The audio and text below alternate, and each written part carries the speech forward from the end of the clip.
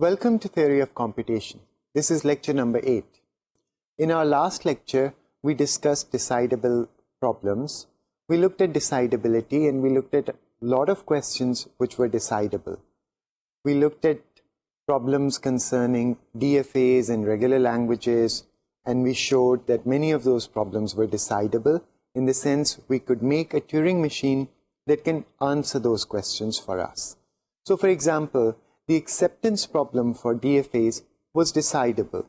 It is possible to make a Turing machine which will take a description of a DFA and a string and tell us whether that DFA will accept that string or not. We looked at similar problems for context-free grammars and showed that they are decidable. For example, a Turing machine can tell us if a given grammar generates a given string. Today's topic is going to be very different. Today we will introduce undecidability. We will look at questions which cannot be solved by Turing machines. So we will look at problems for which it is not possible for us to make Turing machines or to write programs to solve those problems. Let's look at the overview of today's lecture. Today we will start by defining the halting problem. Then we will look at universal Turing machine. Then we will discuss the undecidability of halting problem. Our goal is going to be to prove that the halting problem is undecidable. However, as this is not easy and it requires us to learn a technique called diagonalization, we will take a slight detour into set theory.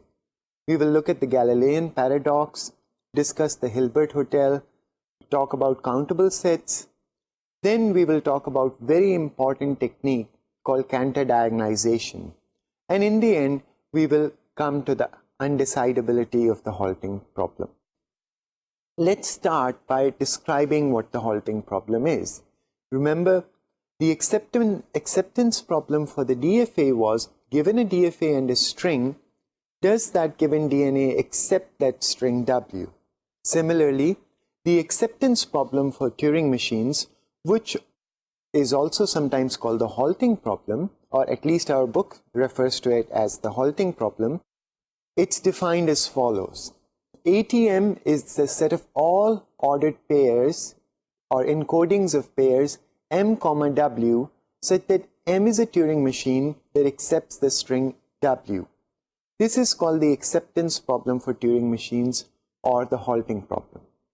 So let's look at this problem a little more carefully. We will be given an input which will be an encoding of a Turing machine and a string W.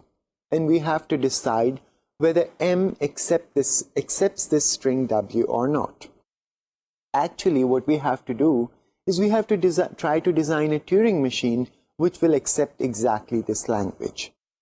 Our first observation is going to be that this language is Turing recognizable. Remember that a language is Turing recognizable if you can find a Turing machine whose language is that language.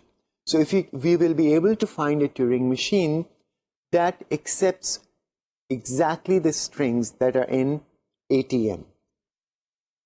However, when we are talking about Turing recognizability, we are not saying we have to have a decider.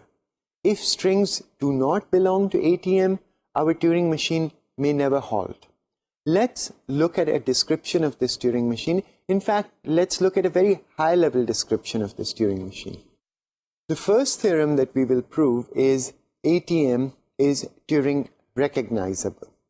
How do we prove that? Is by giving a description of a Turing machine that will accept this language. Here is a description of this Turing machine. On input M, W, the Turing machine U will simulate M on W. If M accepts W, then the Turing machine U will accept. This is a very high-level description of this Turing machine U. Well, by now you should be able to convert this description into an implementation level description. But let me do it for you. How would you simulate the Turing machine M on W? Let's say you use several tapes. Let's say it gets the input m comma w, actually an encoding of m comma w. It copies down the description of m onto one tape.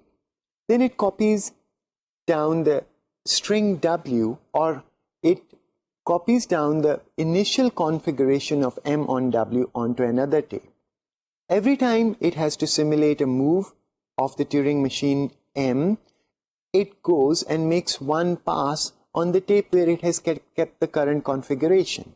It figures out what symbol is currently being read by the machine m. Then it consults its other tape where it has the description of m and therefore the transition function for m, and finds out what it should do, what changes it should make into the configuration. Then it makes one more pass over the tape on which it has stored the configuration and makes the appropriate changes.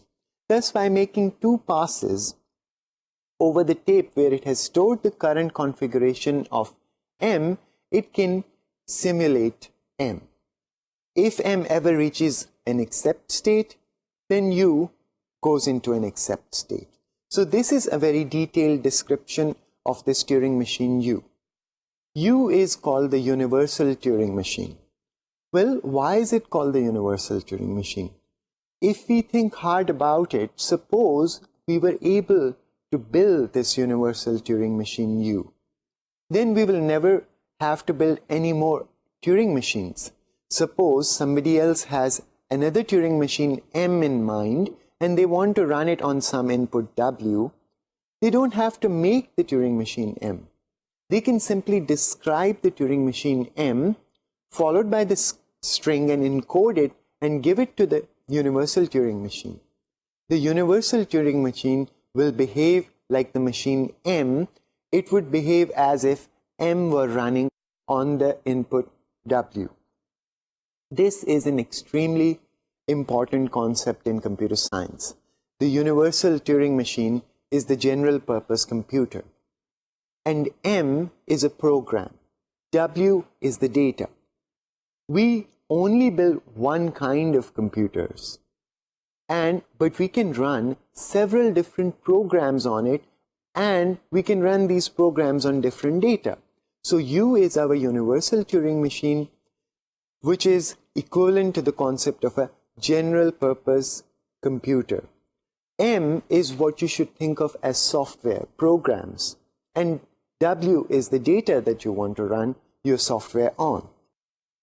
The existence of a universal Turing machine was easy to prove for us. That's because we are so familiar with these concepts, although it's not entirely a trivial fact. Let's think for a moment. There is no such thing as a universal DFA. You cannot make one DFA that can take the descriptions of other DFAs and behave like them. There is no such thing as a universal PDA. You cannot take one push-down automata which can read the descriptions of other push-down automata and behave like them. However, Turing machines are very different. They are much more powerful model of computation. In fact, they are so powerful that they can simulate DFAs. We saw that in the acceptance problem for the DFAs. They can simulate non-deterministic push-down automata. They can also simulate other Turing machines. So the existence of universal Turing machines is a completely spectacular fact, although it looks very simple to us once we have understood it. Let's think a little bit about what would happen if the universal Turing machine were given a pair, encoding of a pair M, W, where M does not halt on W. Well, the universal Turing machine will also compute forever, because all it is doing is simulating the behavior of Turing machine M on W. Therefore, the universal Turing machine U is a recognizer. It is not a decider. It does not halt on all inputs. It's very easy to design a Turing machine M that doesn't halt on a string W. When we give this encoding of this Turing machine M and W to the universal Turing machine, the universal Turing machine will go into an infinite computation because m goes on an infinite computation on the string w. Here now we can ask a very important and interesting question. Is the language ATM decidable? What are we asking for? We're saying, can we make a Turing machine H that would tell us whether a string belongs to ATM and halts on all inputs? Let's have a close look at what we are asking for. We are asking if there is a decider H such that H will accept m, w if m accepts w, and H will reject m, w if m does not accept w. Note that H has to halt on all inputs. So H has to halt even if m does not halt on w. The universal Turing machine, when it's given the encoding of m and w, accepts if m accepts w. Of course, it rejects when m rejects w, and it loops forever if m loops forever on w. What we are now demanding is something more sophisticated than that. We want a new Turing machine H, which is a decider, which will accept m, w if m accepts w, and it will reject m, w if m rejects w or if m loops forever on w. The halting problem is undecidable. Our goal is going to be to prove this fact that the halting problem cannot be solved. Well, you should have guessed that the halting problem cannot be solved, or at least has not been solved yet, because when you write a program which has an endless loop and you run it on your computer also computes forever. It does not tell you that your program has an endless loop and you should not be running it. The halting problem amounts to solving the question or coming up with a system which will be able to analyze your program and tell you, don't run it, it has an infinite loop in it. So we will see later that this problem is undecidable. In order to prove that the halting problem is undecidable, we will have to develop a technique called diagonalization. The technique of diagonalization comes from set theory, and it's extremely old. We will have to understand this technique and then apply it to our halting problem in order to prove that it is undecidable. So let's take a slight detour into set theory and look at this technique, diagonalization, and where it comes from. The technique of diagonalization was developed by Cantor. However, Cantor was motivated by an earlier scientist, the great Galileo, who posed a paradox in one of his books called the Dialogues. Let us look at the Galilean Paradox. Galileo looked at the following two sets. He looked at the set of all integers, positive integers, the set 1, 2, 3, 4, 5, and so on. And then he looked at the set of all perfect squares, which are 1, 4, 9, 16, 25, 36, and so on. As shown in the slide, he looked at these two sets and said, well, there seem to be a lot more integers than there are perfect squares. The argument simply is that the set of perfect squares is a proper subset of the set of integers. 1 is in both sets, but 2 is in positive integers, and it's not a perfect square. 3 is not a perfect square, but it is an integer. 4 belongs to both sets. So everything that belongs to perfect squares belongs to the set of integers. On the other hand, he said that there is another way to view the set of all perfect squares. We can think about it as 1 squared, 2 squared, 3 squared, 4 squared, 5 squared, and so on. So let's look at a picture of how we can view these two sets like this. As you can see, now it seems like both these sets have the same number of elements, because 1 is present in 1 and it has a corresponding element 1 squared that is present in the perfect squared. Similarly, 2 is present in positive integers and it has a corresponding element 2 squared which is present there in the perfect squares. So if we take the mapping I goes to I squared, that maps the positive integers to the perfect squares in a one-to-one correspondence. So it seems that both these sets have the same size. On the other hand, our previous observation was that perfect squares are a proper subset of the integers and therefore they have a smaller size. Galileo said this situation is very strange. This is paradoxical. It needs to be explained. He gave another example. Let's look at a picture of his other example. On the slide, you can see the two circles. There is a circle which is smaller, and there are two concentric circles. One of them is smaller and one of them is larger. Galileo argued that the larger circle seems to have more points on it, and the smaller circle has fewer points on it. Then, once again, he said that there is another way to view this picture. Let's look at this picture. Let's take the center and draw a ray moving outwards. It maps every point of the smaller circle to a point of the larger circle.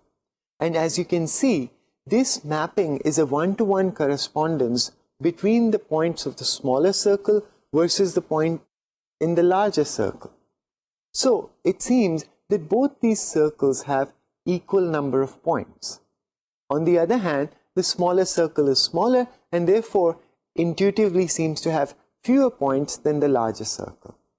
Galileo once again called this situation paradoxical, and he asked whether this paradox could be resolved.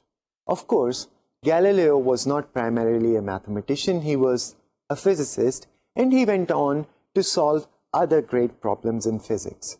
And this problem remained dormant for many, many years.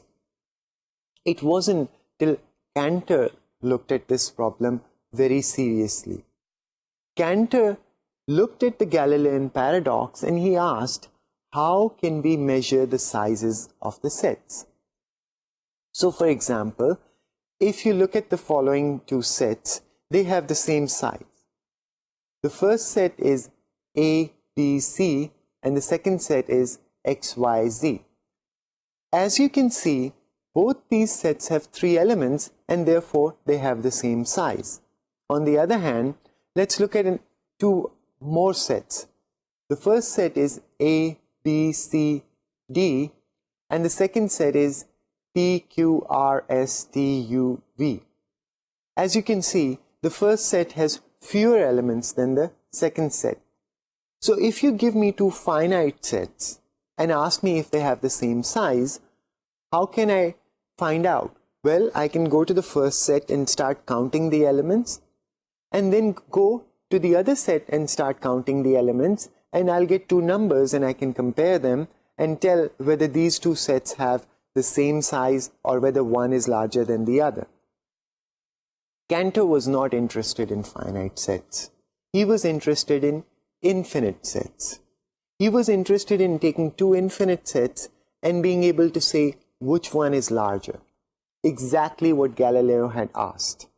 Galileo had pointed out a paradoxical situation and asked what is going on when we look at the sizes of two infinite sets.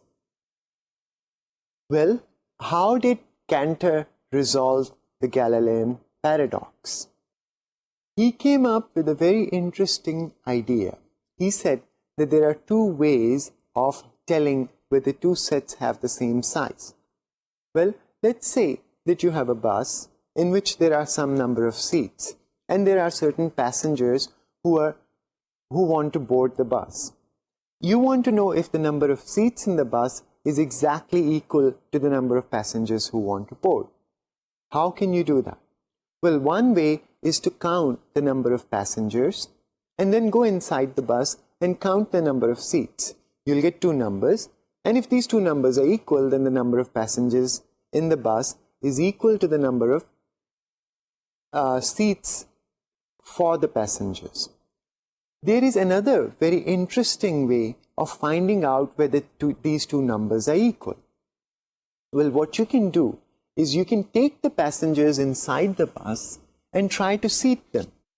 And suppose you can find a way of seating all the passengers such that each passenger is sitting on a different seat and every seat is filled. In that case, you'll be sure that the number of passengers is equal to the number of seats. Let's ponder on this idea. What we're trying to say is that one way to show that two sets have the same size is by showing a one-to-one correspondence between them. If we can show a one-to-one correspondence between the sets and between the two sets, we will say that these two sets have the same size. This idea of Cantor was amazing because by doing this, we can even compare the sizes of infinite sets. As you'll notice, the first idea will not work if I were to give you two infinite sets. If I were to give you two infinite sets and say if they have the same number of elements, and if you start counting the first set or counting the number of elements in the first set, you will never finish. And therefore, you'll never be able to compare it with the size of the second set. On the other hand, Cantor's idea was that two sets have the same cardinality, same size, if there is a one-to-one correspondence between them. Let's go and formalize this notion a little bit. Let's look at a few definitions which we have already seen. Recall that a function from a set A to B is a mapping that maps every element of A to a unique element of B. A function is called one-to-one if f of A is not equal to f of B whenever A is not equal to B. The function f is called onto if for every B you can find A such that f of A is equal to B. If a function is one-to-one and onto, we will call it a correspondence. So, let's review this definition a bit. A function is one-to-one if it maps two different elements to two different elements in the image. It takes two different elements of the domain and maps them to two different elements in the image. A function is onto if it exhausts the entire range, if everything in the range is being hit. So, and a one-to-one correspondence or a correspondence between two sets is a function that is both one-to-one and onto. Let's go to the example of the bus and the passengers. What we are trying to do is find a function from the set of all passengers to the set of all seats in the bus. This function will tell us which passenger will be assigned which seat. We want this function to be one-to-one, which means two passengers must be assigned two different seats. If we can do that, that means there can't be more passengers than there are seats in the bus. On the other hand, we are also requiring that this function be onto, that no seat in the bus remains empty. If this is the case, then the number of passengers is equal to the number of seats in the bus. The wonderful thing about this definition is the concept of functions doesn't require sets to be finite, and therefore it can be applied to infinite sets. I can be given two infinite sets, and I can ask whether they have the same cardinality. And if I want to say or prove that two infinite sets have the same cardinality, what I have to do is to prove that there is a function from the first set to the other set which is a correspondence. That means the function is one-to-one and onto. Well, equipped with this, what we can do is understand the Galilean paradox. The Galilean paradox was comparing the set of positive integers with the set of perfect squares. Now let's take the function f that maps I to I squared. So the function maps 1 to 1, 2 to 4, 3 to 9, 4 to 16.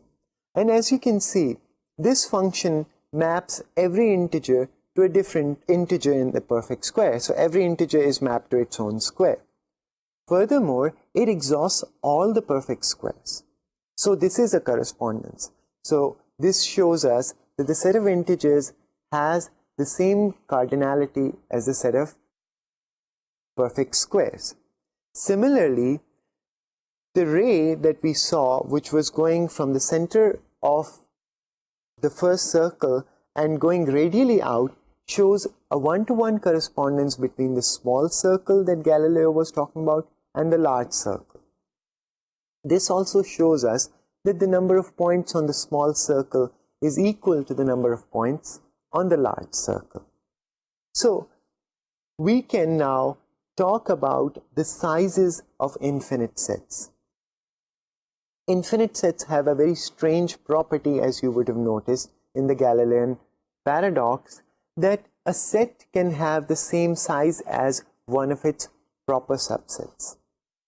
For example, the set of positive integers has the same size as the set of all perfect squares, which is a proper subset. Here, let's look at another example. Let's look at the set of positive integers, which is 1, 2, 3, 4, 5, and so on. And let's look at the function f of I equals I plus 1. And let's look at the set B, which is 2, 3, 4, 5, and so on. B is a proper subset of the set of positive integers. And f is a one-to-one and onto mapping from the set of positive integers to the set B. Once again, the set of positive integers has been mapped in a correspondence, in a one-to-one correspondence with one of its proper subsets. Therefore, according to Cantor's definition, this proper subset of integers has the same size as the set of all positive integers. This seems very strange, but Cantor pointed out that this property characterizes infinite sets, that a set is infinite if and only if you can find a correspondence of that set with one of its proper subsets. So, Cantor was able to define what it means for two infinite sets to have the same cardinality or the same size.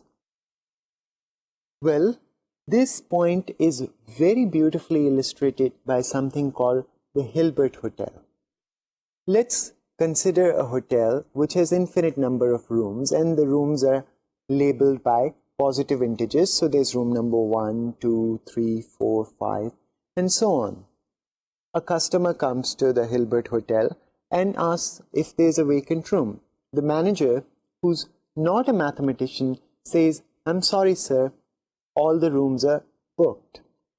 The customer, who happens to be a mathematician, says, "Well, why don't you move the person who's living in room number 1 to room number 2, the one who's living in room number 2 to room number 3, the one who's living in room number 3 to room number 4, and so on. And in general, the person who's living in room number I to room number I plus 1. Well, then room number 1 will become empty, and I'll take that room." And another way to see this thing using the Hilbert Hotel is, suppose the customer comes and once again he's told that the Hilbert Hotel is full. He can say that move the person who's living in room number 1 to room number 10. Move the person who's living in room number 2 to room number 20. Move the person who's living in room number 3 to room number 30, and so on. And after that, there'll be infinitely many available rooms, and I can take any one of them. Rooms 2, 3, 4, 5, 6, 7, 8, 9 will be empty, 11, 12, and so on would be empty. So, you see, when you have an infinite set, you can have a one-to-one correspondence from the set itself to a proper subset of it. The set of positive integers is what we will call a countable set. And any set that has the same size as the set of positive integers would be called countable.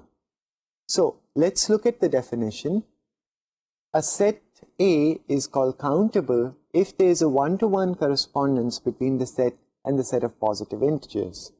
So, in other words, we have a function f that maps from the integers to the set A such that f is one-to-one and f is onto. One way to understand countable sets is the sets that you can list. So you can say, so since you have a mapping from the positive integers to the set A, which is one-to-one and onto, you can say that this is the first element, the element that was mapped, that 1 was mapped to, this is the second element, this is the third element, and so on. So you can write the set as A1, A2, A3, and so on. So you can prepare an infinite list of this set. This is what we will call a countable set. Let's think about countable sets. The set of all positive integers is countable. Now let's look at a larger set, the set of all positive integers and negative integers. Well, this set is also countable because I can list its elements as 1, minus 1, 2, minus 2, 3, minus 3, and so on. So the function that maps integers to the set of all positive and negative integers is given as follows. F of I is equal to I over 2 if I is even, and minus I plus 1 over 2 if I is odd. This function is easily seen to be one-to-one and onto. This shows us that the set of all positive and negative integers is also countable. Now let's look at a slightly more complicated example. Let's look at the set of all ordered pairs of positive integers. Let's look at the picture of this set. As you can see, this set is given by an infinite matrix or an infinite table. On the first row you have all the elements in which the first component is 1, so you have 1, 2, 1, 1, followed by 1, 2, followed by 1, 3, followed by 1, 4, and so on. In the second row you have 2, 1, 2, 2, 2, 3, and so on. In the third set you have 3, 1, 3, 2, 3, 3, and so on. If you look at this set, this seems to be a larger set than the set of integers, and it seems because it seems to be an infinite matrix which is infinite in both directions. It goes off to infinity, it has an infinite number of columns, and it has infinite number of rows. So on the surface it may seem that this set does not have the same cardinality as the set of positive integers, or it may seem that this set is uncountable. However, that is not the case. We can still find a one-to-one correspondence between the set of integers and the set of all ordered pairs of integers. This correspondence is given in the following figure. The first element 1 will be mapped to 1, 1. The trick now is to map the second element to 2, 1 and go on the diagonal. So the third element 3 would be mapped to 1, 2. The fourth element would be mapped to 3, 1. The fifth element would be mapped to 2, 2. And the sixth element would be mapped to 3, 3, and so on. So we go off on the diagonals. So if you have an infinite matrix and you start writing down its entries, like in this order, you will eventually prepare a list, a one-dimensional list, which will have all the entries of that infinite matrix. And this would be a one-to-one correspondence between all the elements of this infinite matrix with the positive integers. This shows us that the set of all ordered pairs of positive integers is also countable. Well, what about the set of all rational numbers? Or let's look at the set of all positive rational numbers. That's a very large set. As you know, between any two integers, you have infinitely many rational numbers. So that set on the surface seems to be a very, very large set, and it seems unlikely that this set is countable.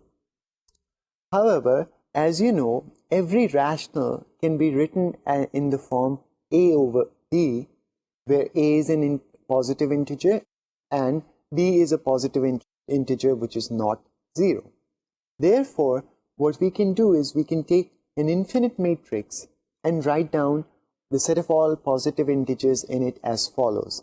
The first row will have the rational numbers 1 over 1, 1 over 2, 1 over 3, 1 over 4, 1 over 5, and so on.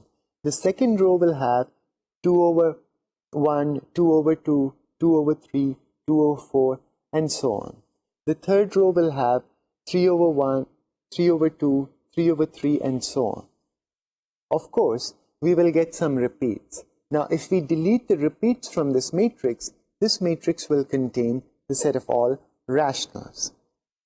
Once we look at it this way, we realize that this set is also countable because we can use our previous trick to map the set of all positive integers onto this matrix in a one-to-one and onto fashion. We pick up the first element and then go on the diagonals like that.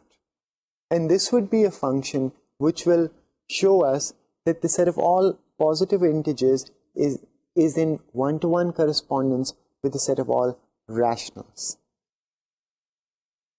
This is very strange. It seems like every infinite set will be countable. However, that's not the case. Cantor showed the set of all real numbers is not countable. Let's look at this argument, because this argument is extremely important and delicate, and it uses the technique that we want to learn, the technique of diagonalization. What are we trying to do? We're trying to prove the set of all real numbers is not countable. In other words, we are claiming that there is no way to map the positive integers in a one-to-one correspondence with the real numbers. We're claiming that there is no function that maps the positive integers to real numbers which is both one-to-one and onto. Intuitively, what we're trying to say is that there are many real numbers and very few positive integers. So these are two different grades of infinity, two different levels of infinity. The positive integers being smaller level of infinity, an accountable set, and real numbers being a higher level of infinity, which is an uncountable set. How can we prove such a thing? Well, the proof uses a technique called proof by contradiction. What we will do is we will show that given any function which maps from positive integers to reals, there is one real number that it always misses. So let's suppose we have a function which maps natural numbers to the reals. This function is going to map f of 1 to some real number. Let's say it maps f of 1, for example, to pi. It's going to map f of 2 to some other real number, and so on and so forth. So we can write down f of 1, f of 2, f of 3, and so on, all these numbers. What we want to prove is when we make this list, there is at least one real number that's missing. How do we do that? We will construct that real number by looking at this list. Let's look at an example. So f of 1 is pi, so it's given by 3.14159. F of 2 is 55.55555. F of 3 is 0.12345. F of 4 is 0.50000, and so on. How will we construct this x which is not present in this list? Well, we'll make sure that this new real number x is different from all of these by making sure that it's different from the first one in the first digit after the decimal, that it's different from the second one in the second digit after the decimal, that it's different from the third number in the third digit after the decimal, and so on and so forth, and therefore it will be different from every number in this list. Let's look at the construction for this particular example. Since the first digit after the decimal of the first number was 1, we can take the first digit of x to be anything, so let's take it to be 4. Similarly, the second digit of the second number was a 5, so we can take the second digit of x to be anything other than a 5. Let's look at the example in a slightly more detailed way. Here I have taken the first digit of x to be 4, which is different from the first digit of the first number, which is 1.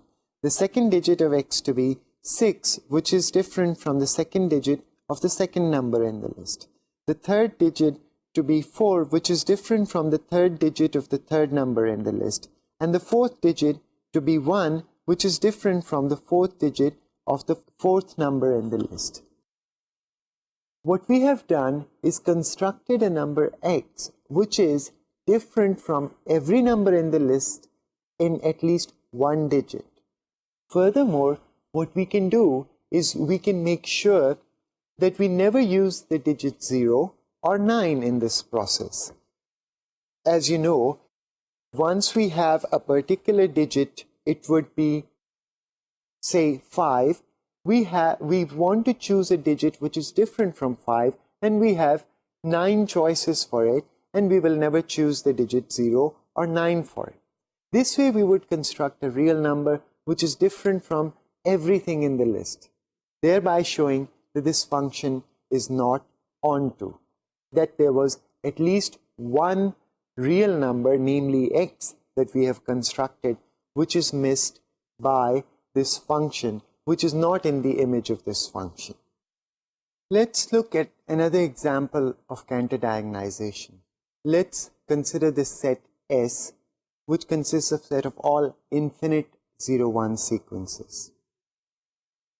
One thing important to understand is this set is very different from sigma star. Sigma star is the set of all 0-1 sequences that are finite. Every string that you look at in 0-1 star eventually ends. It has a finite length. Of course, sigma star is itself an infinite set, but every string in sigma star has finite length. On the other hand, this set S consists of all infinite 0-1 sequences. So, for example, a sequence in this set could be 0, 0, 0, 0, 0, which goes on forever. Another sequence that you can find in it is 0, 1, 0, 1, 0, 1, which goes on forever. Another sequence you can find in it is you can take the number pi, convert it into binary, and write down all the digits that occur after the decimal, after the first decimal. That would be an infinite sequence, and that would be in this set. So this set consists of all infinite sequences of zeros and ones. Well, let's first try to prove that this set is not countable. What does that mean? We want to show that there is no function from the natural numbers to this set S which is 1 to 1 and on to. Suppose, let's take a function f from the natural numbers to this set f, to this set S. This function will map 1 to one sequence. It will map 2 to another infinite sequence. It will map 3 to another infinite sequence, and so on. What we claim is in this list there will be at least one infinite 0-1 sequence which is not present. Well, let's say that the f does the following mappings. F maps 1 to 0, 1, 0, 1, 1, 0, 1, 1, dot, dot, dot. So that's an infinite sequence. It maps 2 to 0, 0, 1, 1, 0, 0, 1, and so on. It maps 3 to 1, 1, 1, 1, 1, 0, 0, 0, and so on. Now we can construct a new sequence which does not appear in this list. How do we do this? Well, we take the first infinite sequence and make sure that our sequence differs from it in the first element. Then we take the second infinite sequence and make sure that our sequence differs from it in the second element. we take the third sequence and make sure that our sequence will differ from it in the third element. So in our example, the first sequence started with a 0, so our sequence will start with a 1. The second sequence had 0 in the second place, so our sequence will have a 1 in the second place. The third sequence had a 1 in the third place, so our sequence will have a 0 in the third place, and so on. So what we do is go down the diagonal and find out what are the elements that occur there and complement them and write them down to make our sequence. Formally, let's say that f of I was being mapped to the sequence AI1, AI2, AI3 and so on. Then we'll define our sequence, the ith element of our sequence. So our sequence is going to be S, which is equal to S1, S2, S3 and so on. And S of I is going to be defined to be the complement of AII. This sequence S is different from all the sequences that appear in the list.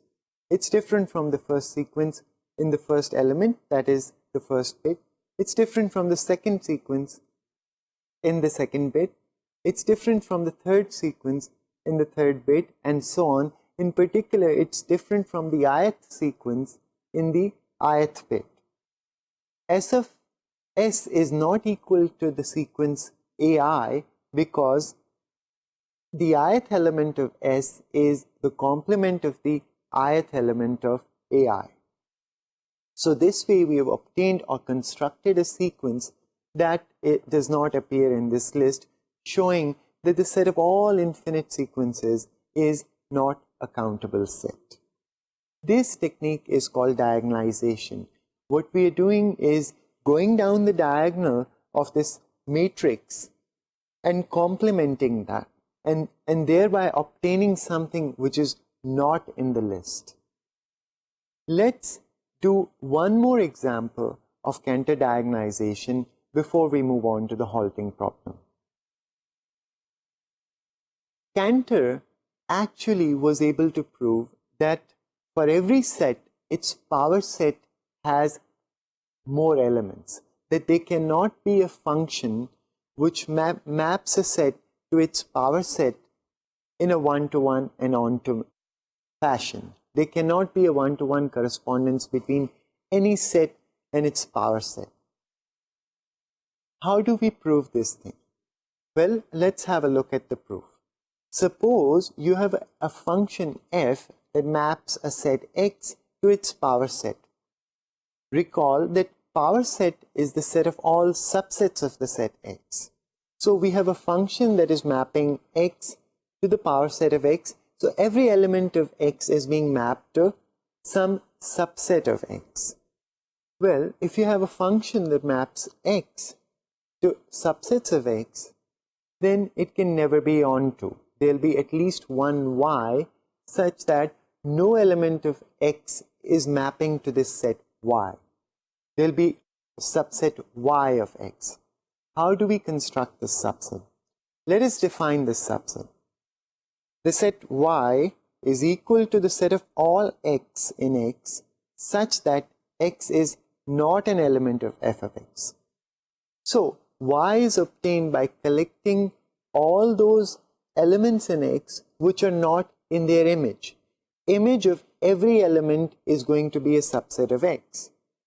So it makes sense to talk about whether x is an element of f of x. X is an element of x and f of x is a subset of x. So we collect all those y's which are not elements of their own image. Let's look at a particular example. Let's look at the 6 element set 1, 2, 3, 4, 5, 6 and let's say that 1 is mapped to the set 1, 3. 2 is mapped to the empty set. 3 is mapped to the set 4, 5, 6. 4 is mapped to the set 1, 2, 3, 4. 5 is mapped to the singleton set 6 and 6 is mapped to the subset 2, 6. In this case, 1 is in the image, so 1 will not be in y. 2 is not in its image, so 2 will be in y. 3 is not in its image, so 3 will be in Y. 4 is in its image, so 4 will not be in Y. 5 is not in its image, so 5 will be in Y. And 6 is in its image, so it will not be in Y. So our set will consist of, Y will consist of 2, 3, 5.